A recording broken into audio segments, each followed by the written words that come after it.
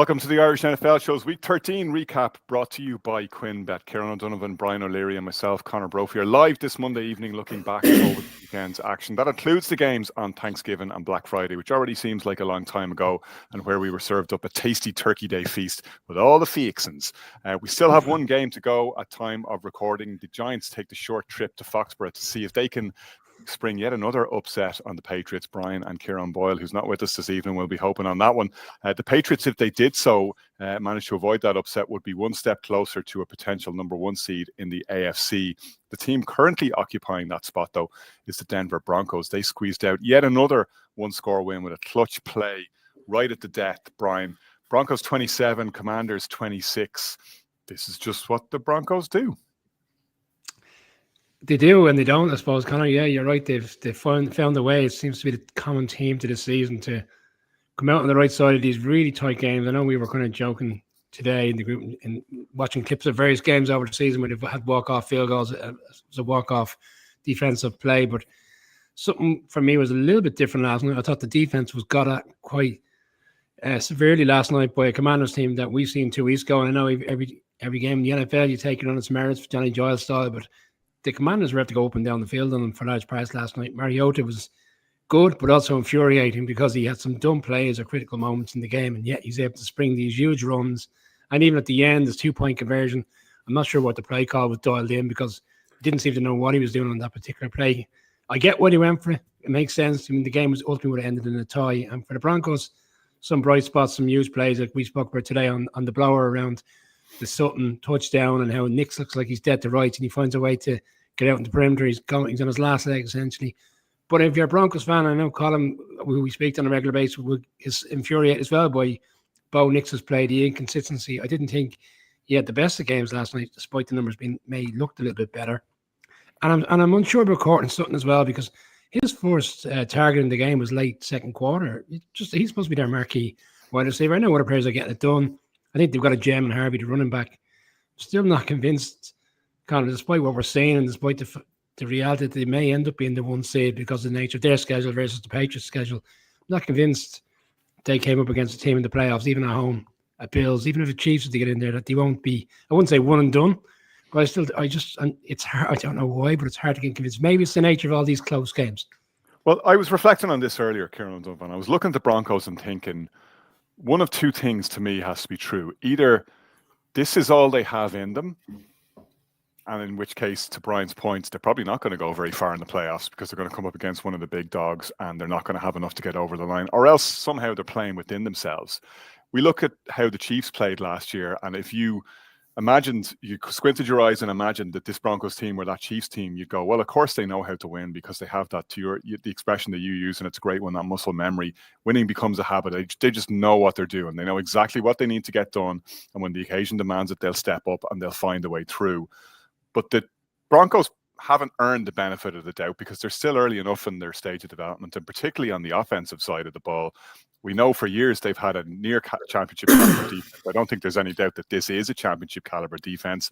Championship caliber defense isn't how you win the Super Bowl. You need to have an offense that gets it done in the playoffs. You need to have a quarterback who knows how to go to the air and in obvious passing situations can win over and over again. And we're still not quite sure if the Broncos have that. And you still retain that doubt that once they are really tested in a playoff situation, that they're not going to have enough, because we've never seen them do more than just fall over the line.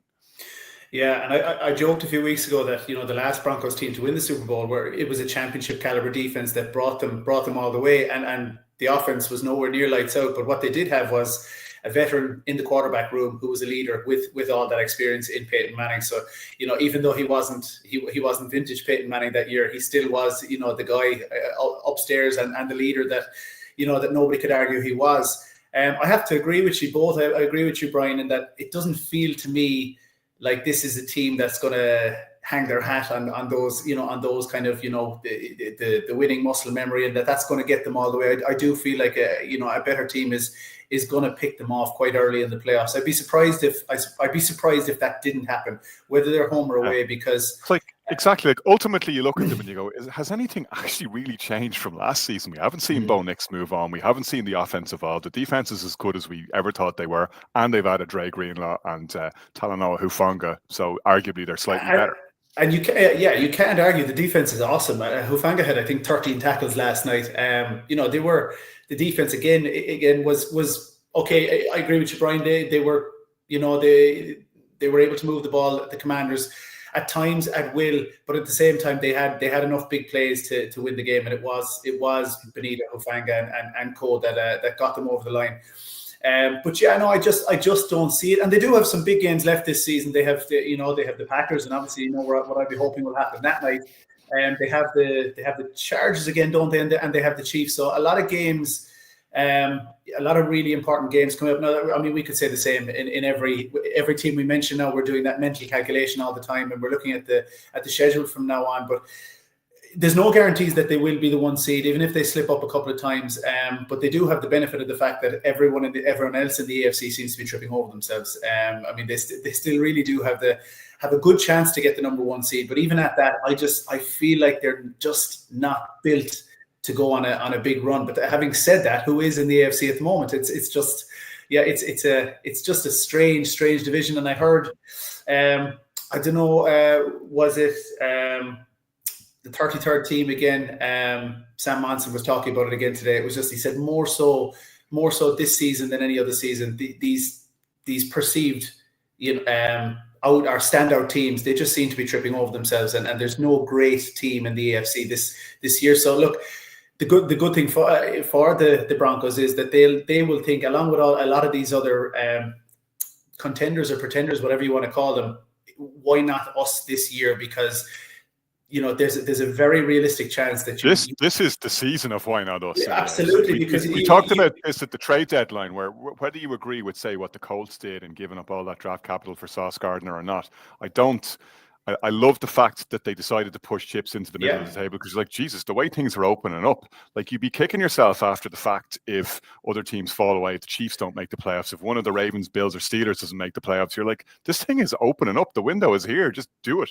Well, any one of them should be saying to themselves, okay, we could be heading into a playoff, into an AFC playoff run, minus Joe Burrow, minus Lamar, and minus Patrick Mahomes. I think Josh Allen is going to get in there. But, take those guys out of it, and every other AFC team that punches their ticket to the dance will say, why not us this season? Brian, before we move on to Josh Allen, you wanted to make a quick point on this game. Yeah, I suppose it's similar to what you're saying, more so around the AFC and what the landscape, what you discussed there. If they get the one seed, like, let's bear in mind that actually excludes them playing the first week. So then you're talking about 2 games essentially to be in the Super Bowl. 2 games in Mile High. Like, we've seen the atmosphere there during the season. A playoff game is even more condemning for a team going into. So maybe it's a case if they do get there and winning the division and knocking off a Chiefs team that's won the division back to back for 9 years. Maybe that's a huge momentum. Maybe it's even the more so of belief that they need then to go into the playoffs and say, well, if we can knock off a team that's been essentially dominating the league for a period of time, why can't we not go all the way? It's pretty much what you're saying. Yeah, and you're looking at a coach who obviously has won a Super Bowl. It's not like Sean Payton is going to let them get overawed or let the train go off the track. So I suppose you have to have confidence in that. But we shall see. We shall also see what happens in the AFC North, where things are thrown into turmoil again. Kieran O'Donovan, from a Steelers perspective, they dropped a big one at home at Acrisure Stadium. And there's a lot of reasons to worry for either the Steelers or the Ravens, because one of those two teams is not going to make the playoffs. They don't have enough wins on the board to catch up to the other teams in the wildcard race. I think we can almost nail that on. Yeah, mathematically they may do it, but it's really looking like whoever loses the 2-game series over the next couple of weeks between the Steelers and Ravens isn't going to the playoffs. And the Steelers took a huge step backwards with that lot, like against the Bills team, who were down their 2 tackles and yet somehow managed to run the ball all over the Steelers to the point where Steelers fans are booing Renegade. They're calling for Mike Tomlin to be sacked. This is the most un-Steelers-like thing we've ever seen. Yeah. The Yinzers are so loyal to their team. They follow them all around the country, never mind just at Acrisure. This is like seismic stuff in Pittsburgh. Yeah, and when we talk about the North, I know I just said a moment ago that we may not have Lamar or Joe Burrow, but when you look at the way the Steelers team performed last night, you'd be more confident that you'll see one of Lamar or Burrow. And Joe Burrow and the Bengals now all of a sudden will feel like if things go our way, we can actually clinch this division, because again, it's a division that nobody seems to want to win. And everybody now is in with a shout to get home. But look, we saw the Steelers in Dublin a couple of months ago now. It feels like a lifetime ago, because I think we saw the Steelers at the very best of what they can be this season. We saw, absolute heart, motivation, a really, really driven team on defense come out and perform in Croke Park. And we saw an offense that executed really, really efficiently, given what we've mentioned before are their perceived limitations. And I do think they are a very limited offense in getting, in having Aaron Rodgers past his prime and having, it's a heavy tight end personnel, a DK Metcalf that does not look like a top tier receiver. And then a bunch of, if not to be disrespectful, but journeyman receivers as well, that Aaron Rodgers is now calling out, saying that they're not showing up to meetings or to watch video. And again, not a great look for the team, and not the first time Aaron Rodgers probably has brought a little bit of controversy in those press rooms or press conferences. But yeah, I think the Steelers have really, really fallen off. They're not, and when you see them all coming out and all being a little bit kind of nitpicky in their, you see Cam Hayward, you see TJ Watt, they were all kind of having a cut. And you see, I don't ever remember a time where Mike Tomlin was under this kind of pressure. I don't ever remember a time where his own fans were booing him in Pittsburgh. So we half seriously talked about him being on the hot seat in the off season. Because of the fact that this Steelers team has been languishing in limbo, getting to the playoffs and almost being a victim of the fact that they were that middle of the road team that was getting to the playoffs, that didn't have the benefit of a high draft pick, that didn't have a reason to move on from their head coach, because they were consistently getting to the playoffs with winning records. But I don't know. I think this next 5 games is very, very pivotal, not just for the Steelers season, but for Mike Tomlin's career. And as a lot of people are pointing out, if Mike Tomlin got fired in the morning, would they take him in New York, Brian? I bet you would. He's still going to have a job the following day. He's one of the most respected coaches in the league. But a change might do both sides might do both sides the world of good, and he could do a lot of good for another team around the league as well. And Brian, we will get to the Bills side of the equation, because I hate when we're harping on a team that lost when the Bills put up a 26-point victory here in Acrisure, won by 3 clear scores, and that's not something that we should be skipping over, and we'll get back to that. But just on the Steelers side of the equation, and we know what they can do, and we've seen this defense show up. They completely derailed the previously unstoppable Colts juggernaut. When they're on it, as they should be, because they have, as we say repeatedly, and other people make this point too, the highest paid defense in the NFL. They spend a lot more on their defense than any other team does. You don't do that for an occasional performance as and when. You do that for week in, week out. We've seen Tomlin and the Steelers dig themselves out of holes in previous seasons. They had this unbelievable streak of winning seasons. He's never had a losing season in his career, which is phenomenal considering the 15 years he's been there. But they really do look like they are going to have to bring something different to what we've seen them do in previous seasons. Like, you look at their schedule and you think, 2 games against the Ravens, they have to at least split that. They got to beat the Dolphins and the Browns. Those are 2 winnable games. Outside of that, then their final game is, the other game in that set, their final game is against the Ravens at home. But they have also got the Lions on that run in, and that's not a gimme either. And for a team that has been so up and down, you're loath to say that you can see them reeling off 5 wins, even though we've seen them in previous seasons accomplish similar feats. I really think their backs are to the wall here. Yeah, those previous seasons, Conor, I was actually looking back today. There's been scenarios where people have suggested will they even have a winning record season, and they find their way to navigate that and get into the playoffs. But a lot of those games, and it just transpires that the schedule plays out in a particular way, have been against teams that either are resting players because they're already locked into the playoffs. Similar last year, they played the Ravens on a Saturday night. The Ravens were in. They didn't need to put out any their bigger players. The Steelers, it's still what the Steelers have played into their hand. They win the game. The previous years against other teams, against lesser likes that are essentially, I wouldn't say tanking, but they're on the wrong end of the season. That's not the case this year. What's coming up for them is daunting. I mean, I was just reading an article. I was reading an article today where people are dismissing the Steelers, and now they're looking at the Bengals. Can the Bengals win their final 5 games? If they get over the Bills on Sunday, they've got a very winnable schedule ahead of them, and then maybe they can run the table and win the division. The cracks have appeared for quite some. I've found, even when you listen to what Kieran said about all the players having a pop today and having a pop yesterday, it's quite compelling, because what you're seeing when we left Croke Park and we were in the press conference after, how tight they seemed. Like Tomlin spoke about, I know there was the enormity of the Dublin game, and they all got into that in more detail. And then they spoke about the game itself and the joy of winning that particular game, but they all felt like they were all going in the same direction. Then they went on the bye week and things moved on. And to your point, Connor, they're a good team in sports this season, and in particular on the defense. You spoke about that Colts game. They did a number on the Bengals defense 2 weeks ago after probably being reeling from the Thursday night game against the Bengals where Joe Flacco put a number up on them. They corrected that, and they find ways to navigate games and get the utmost out of a team. And you could argue, even in that game last night where they struggled for so long, like I didn't think the Bills were overly impressive last night. I just felt they were the better team of the two. Right now, for me, are slightly struggling. And the Bills came out in the second half. Like a halftime, 7-3. You weren't entirely sure that it was going to be a Bills victory. Obviously, they have the quick turnover in the second half and things quickly eroded from there. But, yeah, there's definitely issues there. The Tomlin thing, yeah, I think you're touching on a point. Longevity of a head coach is great, but after a while, it's like, is it the right thing just to move on to freshen up? Pete Carroll moved off Seattle. It's probably a slightly different scenario, but Pete Carroll in his own way had a great career. It doesn't mean they needed to. He was right for them, or he wasn't right for them. At the end, they just felt it was a time to move on. There wasn't anything damning to Pete Carroll's career. And I think if Mike Tomlin is to walk away from this at the end of the year, I don't think anybody's going to be looking back and saying, "No, that was a disappointing year." Like they've had a fantastic time, but sometimes it's just the right time to move on from there. Kieran, on the Bills, as Brian said, it wasn't perfect, and there are still things that they need to get right, and they need to get right in a hurry. They're playing the Bengals next week, and like every team that is now playing the Bengals, they're going, oh crap, could Joe Burrow not have waited a couple of weeks to come back? Because the Bengals, to your point, look like they actually still might have something to play for and that they believe going down the stretch, and they could at least be a spoiler.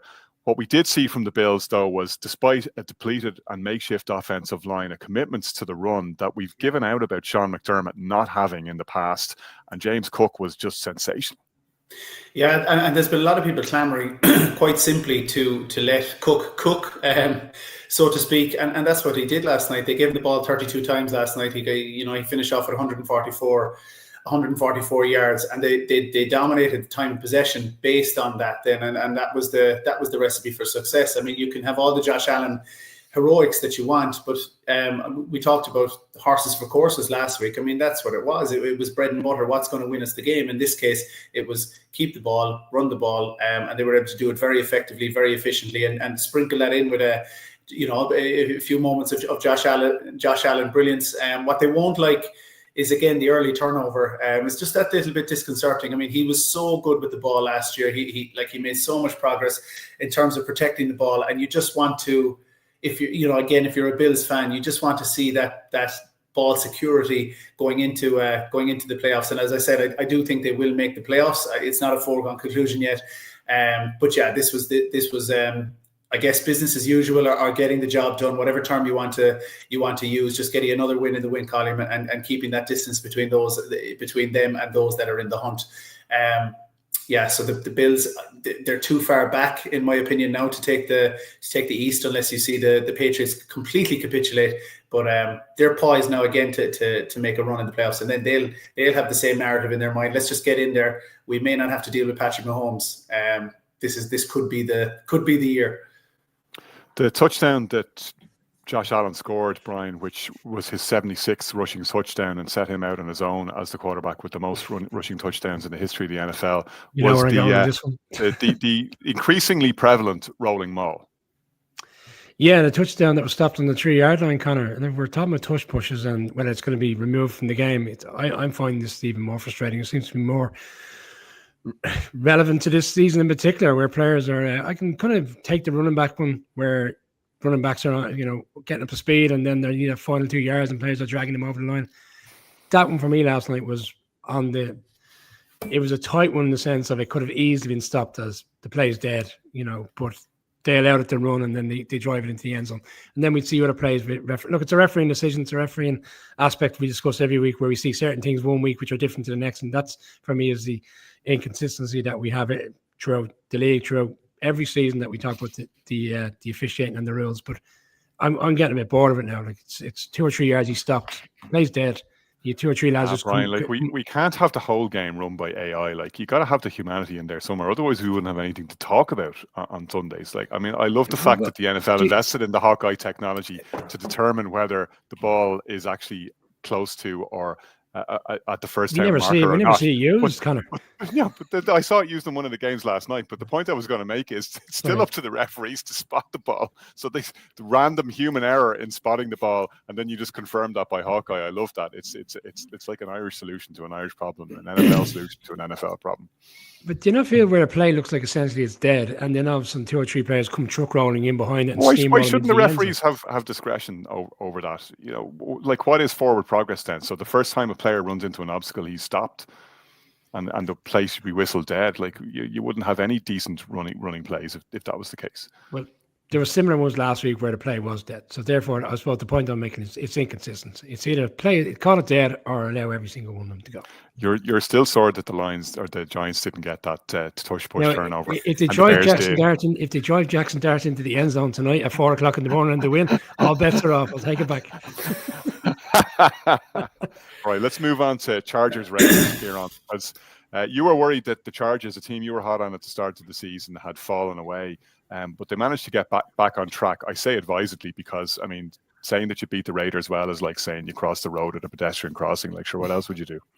Yeah, and I said it last week that this was the game that they had to win because, I mean, they've just got that really, really grueling schedule going into the last that home stretch. Another team that could conceivably be right there in the playoff mix could the Broncos don't need to slip too far for the Chargers to make a run at that division, or they could lose out and miss out on the playoffs altogether.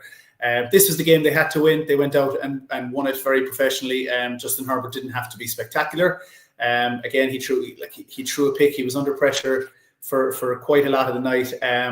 But the encouraging things from the Chargers' point of view is that Kamani Vidal, again, that rookie, he had a 100-yard plus game again, carried the ball really well. They were really good on third down, third and short. They converted time and time again and kept their drives going. And that's a huge part of any team's game is just keeping that, building that momentum and keeping drives alive. And they were able to stay on the pitch for long periods of time.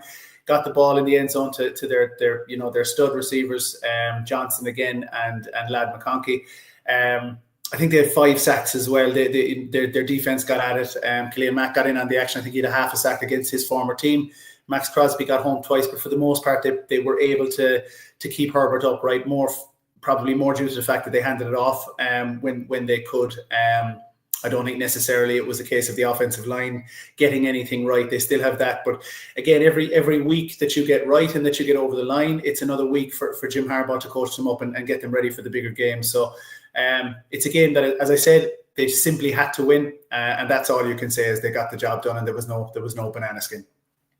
Brian, a man who got the job done, even though unfortunately it was in a losing effort, was Charlie Smyth, the Mayo Bridge man from Mayo Bridge, County Down, made his way over to Hard Rock Stadium in Miami and proudly represented his community, his family, and his country in kicking a phenomenal 56-yard field goal and a cheeky little grubber kick for an onside recovery by the Saints to give them a chance at pulling out the last gasp victory. Unfortunately, it wasn't to be from a Saints perspective, but lovely to see an Irish player recovering from setbacks, getting a starting kicking job in the NFL and making the most of his opportunity while he did so.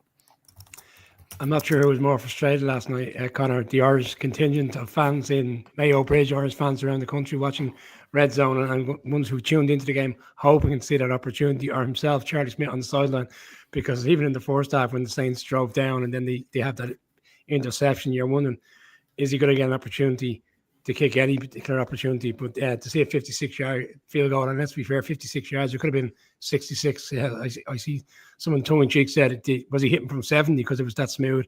And then I know Shane put a really good stat up on social last night around the percentages of onside kicks that are recovered. Very rare these days, unfortunately, because of the rule change, and he still navigates a lovely spinning ball across the field. It's a great experience for him, even today, watching all the various different coverage of his interviews. Even today, he's doing some stuff with BBC Northern Ireland.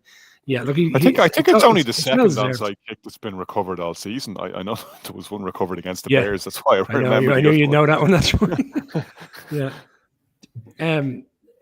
He's waiting for his opportunity, and it's fantastic. And the Saints went from a kicker that was rock solid last year to having iffy moments over the course of the season. And when you see them bring in York last week, straight away you're wondering, is it going to be his day? But thankfully it was, and it was great to see his family travel over, and Tyg leader, like a shout out to Tyg, who's done a fantastic work as part of the the leader kicking program, and it's well overdue for him, and it's great accolades for everybody who's been heavily involved. I know Shane took time out to go up to Mayo Bridge yesterday. He said it was a nice rowdy crowd up there, and look, it's a great buzz for everyone, especially for NFL fans who've been watching the game for years, because we never genuinely believed we'd see a player from Ireland, make the league and get that opportunity for him to do. And at a young age, like, it's just a starting point. He's going to kick this weekend, please God, in Tampa. He'll be still in the heat again in Florida this weekend, and if he keeps going at the rate he's going to be going, we're going to see him for a long term.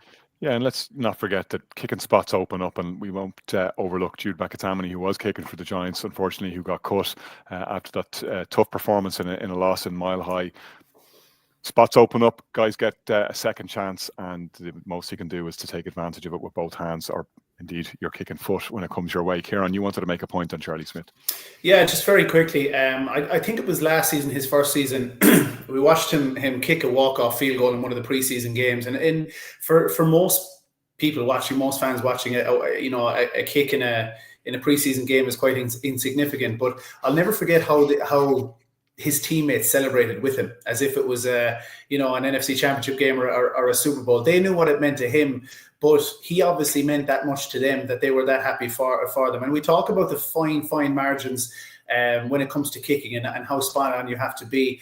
Well, there's one thing you can do to help yourself is endear yourself to your teammates and your coaches and just be a good locker room guy. And that he obviously clearly has had that effect on his teammates. And again, being Irish, you're just so proud to see them go out there. And you mentioned Jude McAtamney as well. And you hope that he may get another chance again. But just really, really proud to see how well he did last night. And again, to see his teammates react that way to him and to see how they interact with him on the sideline, it says a lot about his character and the type of guy he is, and you just wish him all the success going forward. Yeah, 100%. A special moment. We'll take a quick break. After that, the Bryce is right. Great odds. Great odds. You're in control. You always bet responsibly. And you're not afraid to choose alternatives. That's why you bet with QuinnBet. Build your own unique football bets with Create a Bet. Winning team, first goal scorer, number of goals, the possibilities are endless. And with a 4-star Trustpilot customer service rating, why not give QuinnBet a shot? QuinnBet, we bet you love it. The Panthers pulled off the shock of the weekend, Brian. They were 10-point underdogs against the Rams, who were cruising, looked like they were zeroing in on the number 1 seed in the NFC, or certainly had that in their sights. And they ran into a Panthers team who weren't going to accept that as the narrative. They haven't really accepted their status as underdogs all season, and that attitude is standing to them. One remarkable stat from this game, for all this flack that Bryce Young has taken at quarterback, people telling him he's not good enough, he's not tall enough, guy who lost his job briefly at one stage while they brought in a backup and then went back to him. He has now led 11 fourth quarter or overtime winning drives at the tender age of 24. He's the youngest player in NFL history ever to notch that. Yeah, it's amazing how 2 years ago, I was reflecting on Kieran Boyle's piece. I remember he was at the game. He was doing, the media correspondence work for the Panthers Jags game. He said he looked like a lost soul at the press conference. Like essentially his career was coming to an end. Like Andy Dalton replaced him. And with all due respect, Andy Dalton's had a fine career.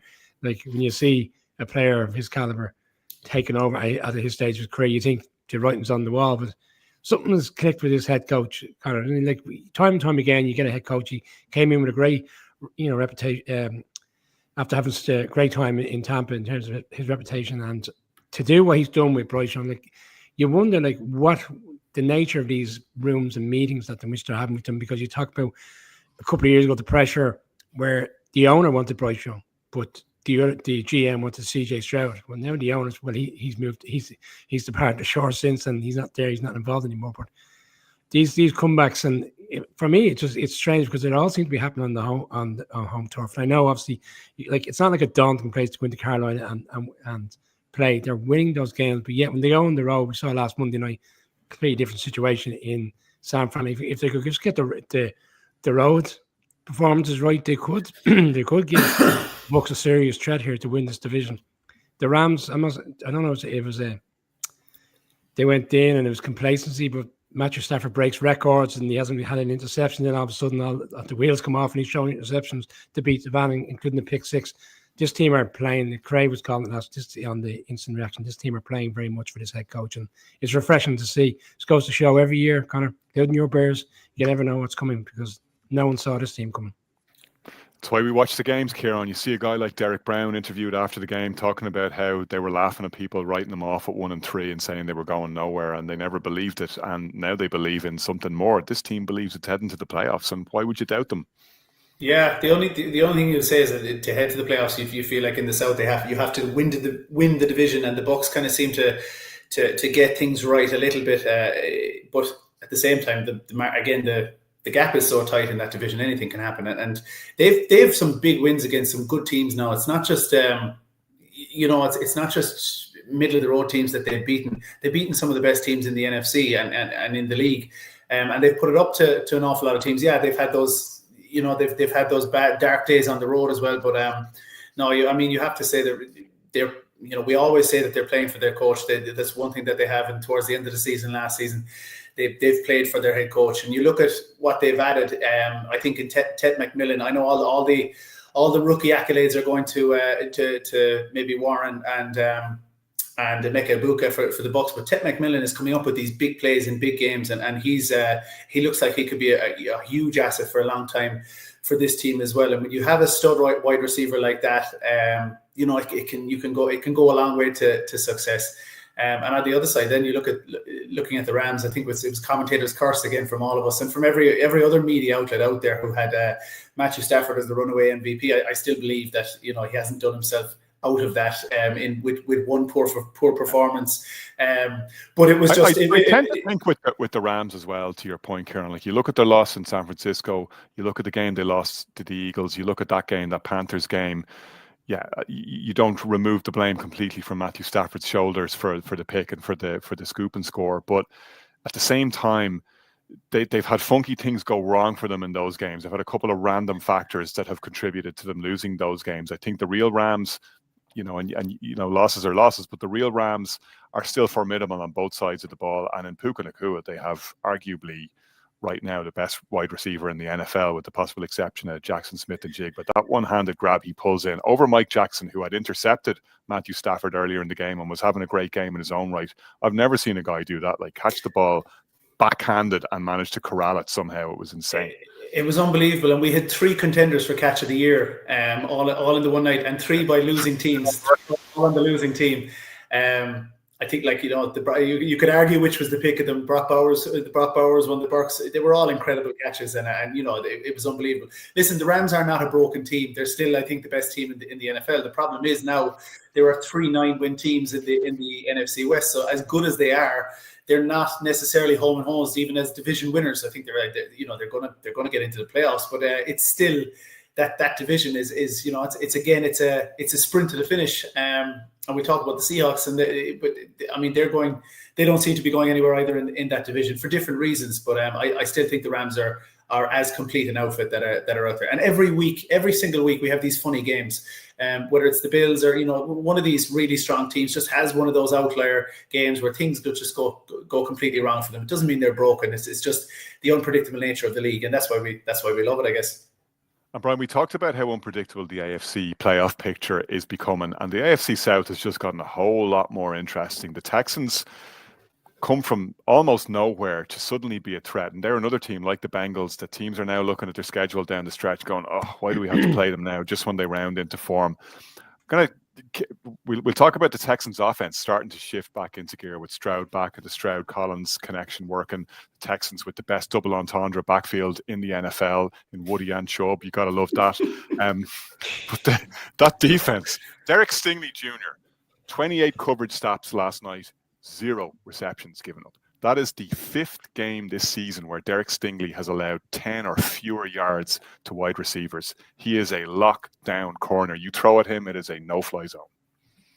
Yeah, and for all the kudos that Patrick Surtain gets with the no-fly zone stuff that goes out there, this guy is just another level. Even games last year, he was like when the Texans were struggling, he was coming up with double interceptions in games. I remember one against 2 where the Dolphins were driving twice to win the game. He comes up with huge picks.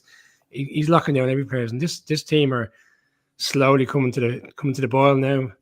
For Kieran Boyle, pardon the pun, but Connor, we seen last week, like, to beat the Bills last week probably gave me huge confidence. Bearing in mind, even CJ Stroud wasn't in the game. CJ Stroud came back and little impact in terms of what we saw with the concussion coming out of that concussion and the protocol, because he played last night. It wasn't like he was slinging it around the field like for huge, but it was more the how he's have to strike up that relationship with Nico Collins again. It was just fantastic to see.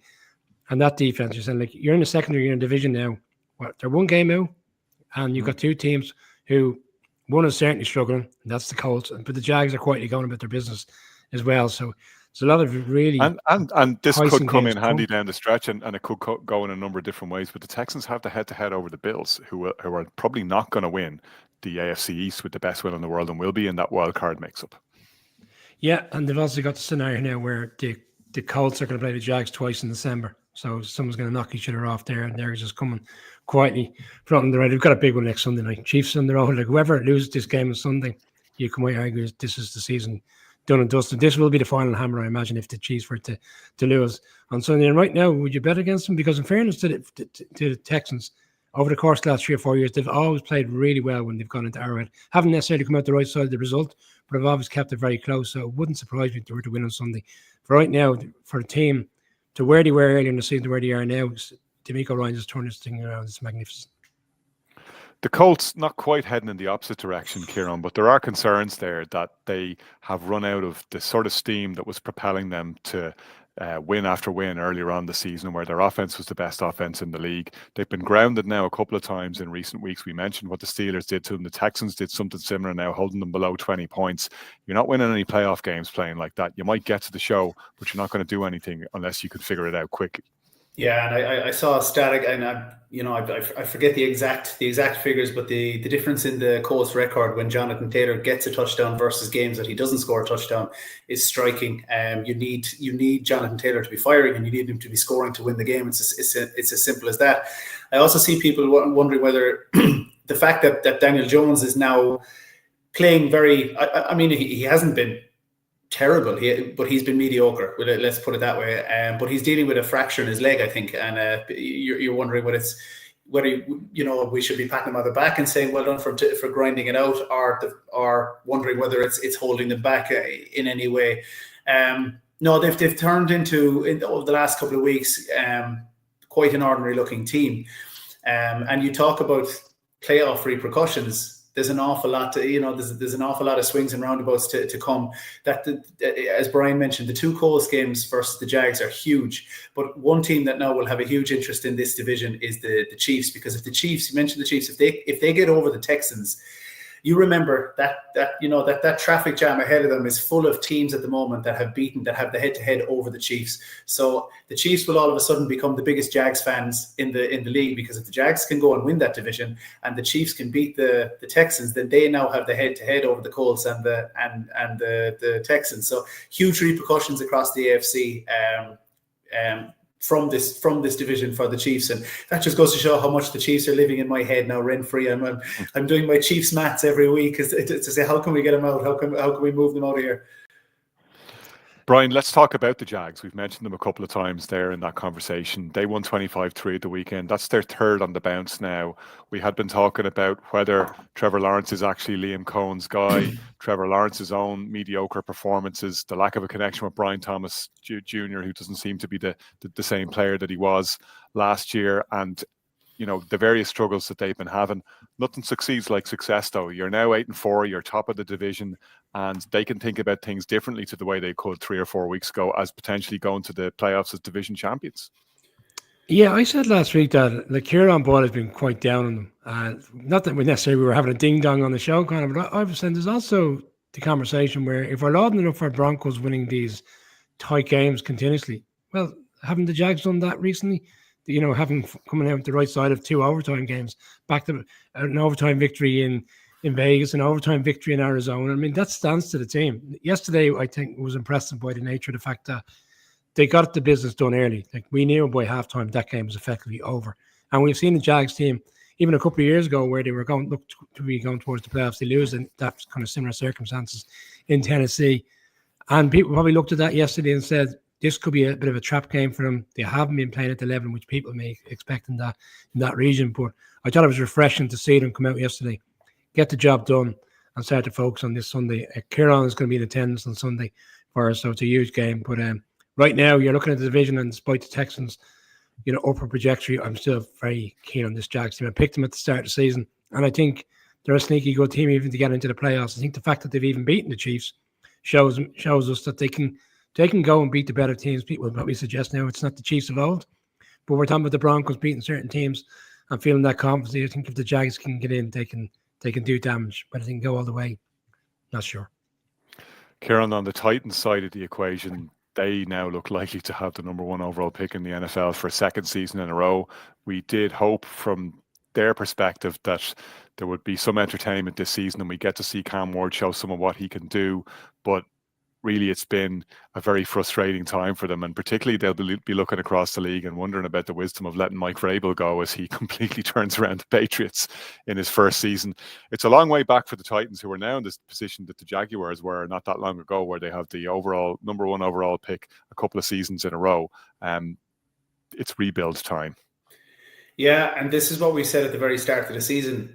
We talked about Cam Ward and Kieran, who he's the resident expert on college ball. He's very high on Cam Ward, and he's he believes he's the real deal. I think what you have to do is write this season off and say we haven't seen anything of Cam Ward. We just don't know what kind of an NFL ready quarterback he is, because he hasn't had the support. And so when you look at these rebuilds, look, Peyton Manning won 3 games his first season. It depends on what they can put around him. I'm not saying Cam Ward is going to be turned into Peyton Manning, but you just need to have patience. You need to put the structures in place. You need to go into the trenches. You need to build your offensive line. We talk about this every week. How can you build the right foundation to put a good team in place to allow your talented quarterback to succeed? They have the talented quarterback. They now just need to put the structures in place. And look, just to make a brief point on the Jags as well. Brian, you talked about Kieran and how maybe he was a bit down on the Jags. The Jags won 4 games last season. So again, you look like, if you're the Titans, look at what the Jags have done by bringing the right personnel. And I say the right personnel in terms of the GM and head coach. I like Liam Cohen. I like what he's managed to do with the Jags. And we saw them in Wembley. And look, there wasn't much to love in Wembley. They were as down a team as they could have looked. But you look then in the last few weeks, and in the absence of Brian Thomas Jr., what Trevor Lawrence has been able to build with Jacoby Myers and a few of the other receivers, it just seems to be turning, heading in the right direction again. And as I said, I think they have the right management structure in place to potentially. I agree with Brian. I still think the Colts might hang on and win this division, but I think the Jags have shown all the progress that the Titans will look to do or to accomplish or to achieve over the next couple of seasons. And as I said, if you're a Titans fan, there's no reason why you can't hope for it. They're going to be picking high again next year. Whether they use that to get some trade value or to invest in terms of personnel to pick up a few more picks, like the world is their oyster. They have a lot that they can do with that high pick again. It's just about getting it right. In the NFC West, Brian, the Niners have joined the 9-win party because they beat the Browns 26-8. They've got Brock Purdy back. They got George Kittle back. Christian McCaffrey's still getting it done for them when needs be. And the defense is coming up with plays.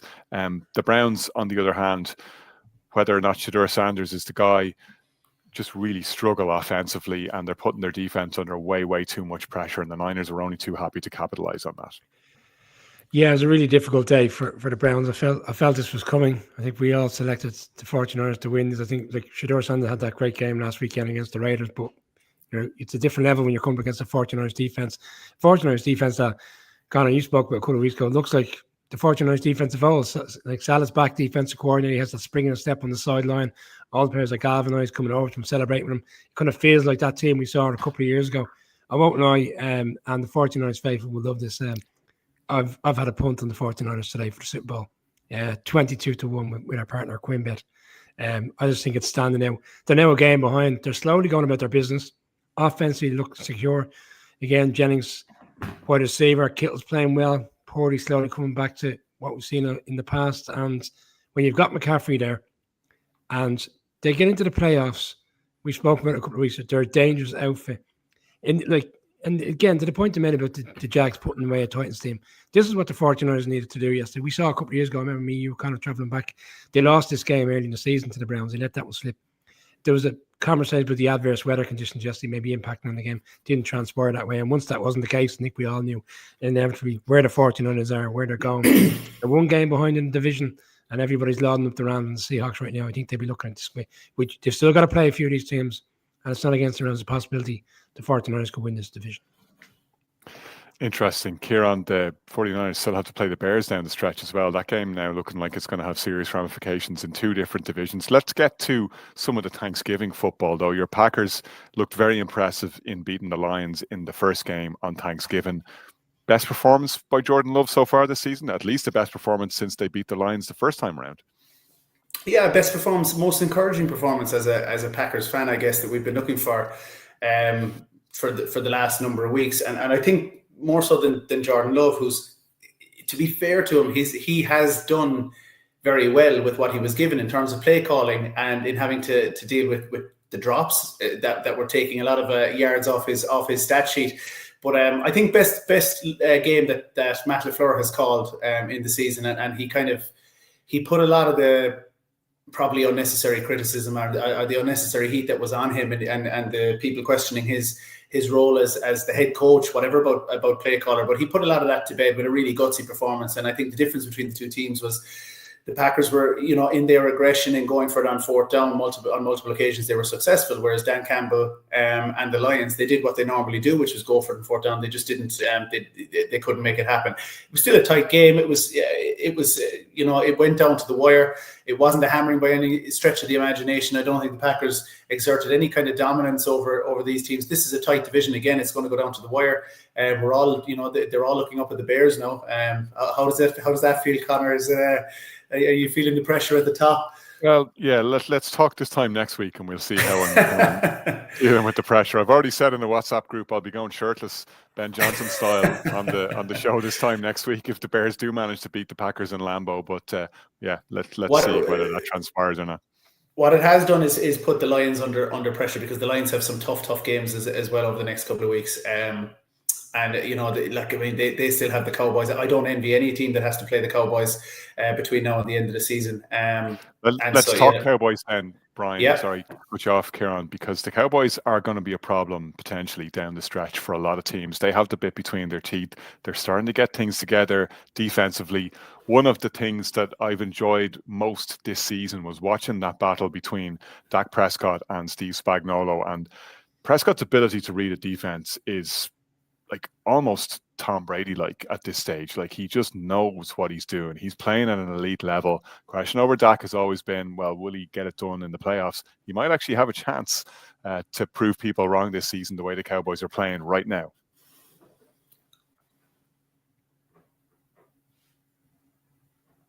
Sorry, there goes the mute button. Brilliant point. I have been quite high in this Cowboys team for quite a period of time. I selected them to go to playoffs.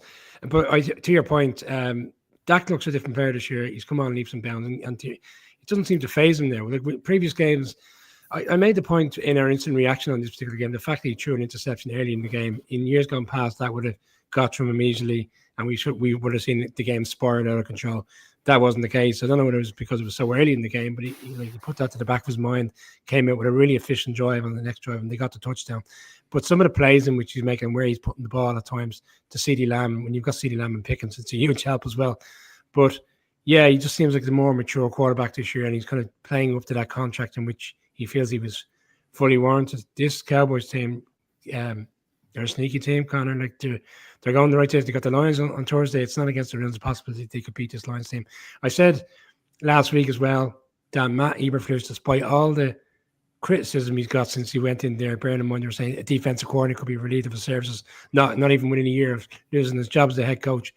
Well, what we saw against the Eagles was they shut them down, and they shut Mahomes down for the second quarter and the third quarter. And if they can do that on Thursday night again, teams can't live with this Cowboys offense when they're putting up 30-odd points. Giants fans are asking me, am I cheering for the Cowboys this year? I just want to see nice, refreshing football. And right now, the Cowboys are a great watch. Well, we're giving ourselves credit for things we predicted in the past.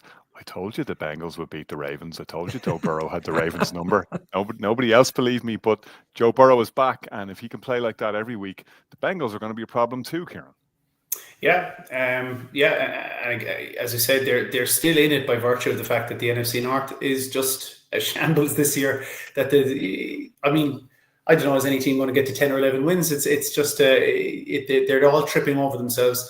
As I said, I think the Steelers are the team that you'd have the least confidence in now because of the fact that they don't seem to have the spark players, the whatever you want to call them, the stud weapons that the others do. The Ravens don't look like themselves.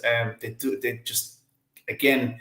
They seem to have lost their air of invincibility. I don't think any team should fear them this season. Now, ask me that again when the Packers play them in I think it's week 17. But why not? Why can't the Bengals now go on a run? I mean, they played well defensively against the Ravens, and that's their Achilles heel. You've got Joe Burrow. You'll have T. Higgins. I'm not too sure whether he'll be back this season or not, or this week or not, whether he's out of concussion protocol. But you've always got Jamar Chase. Yoshivas he's turning into a really good weapon again, whether he's injured or not this weekend. But they're the minute they see Joe Burrow walking out in the field, and I like what he said actually in the wake of their win against the Ravens. He was asked why did you suit up, and he said, well, I get paid a lot of money to play a kid's game, and I just want to be out in the field and want to play with my teammates. And that's as simple as he had to make it. You don't have to make up any other BS kind of argument. It was as pure an answer as he could have given. So nice to hear. And finally, Brian, the Black Friday game answered the question that both myself and a lot of people had asked about the Chicago Bears. Fine, they're on a run, but have they beaten anyone good? Can they beat anyone good? Can they go in there and do it against one of the better teams in the NFL? They went to Lincoln Financial Field, not bad for Lincoln, and came out of there with a 24-15 win. Not only did they beat the Eagles, go on. They put a hammer down on the Eagles, Connor. They beat the Super Bowl champions in their own backyard.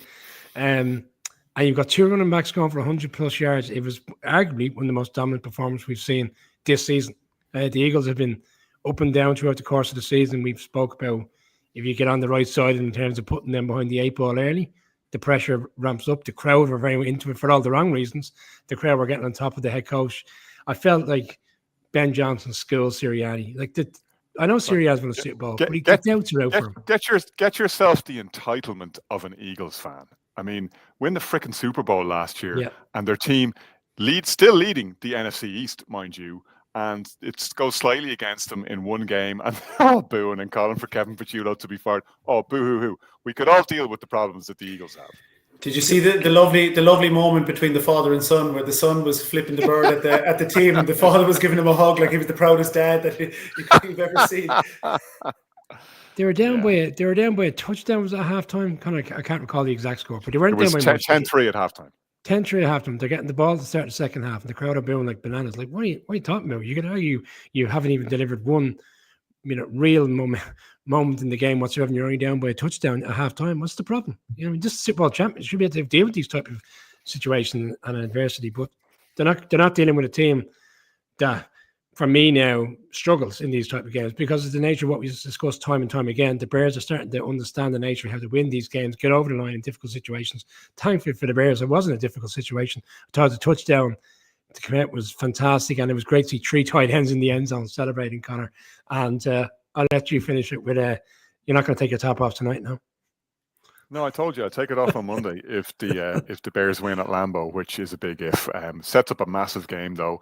It's the oldest, most storied rivalry in the NFL, but hasn't been much of a rivalry for a long time. It's great to see it, as we were saying the other week here, on actually having meaningful stakes attached to it. The Bears play the Packers now twice in 3 weeks. Those are huge games that may not only determine who wins the NFC North, but who's the number 1 seed in the NFC.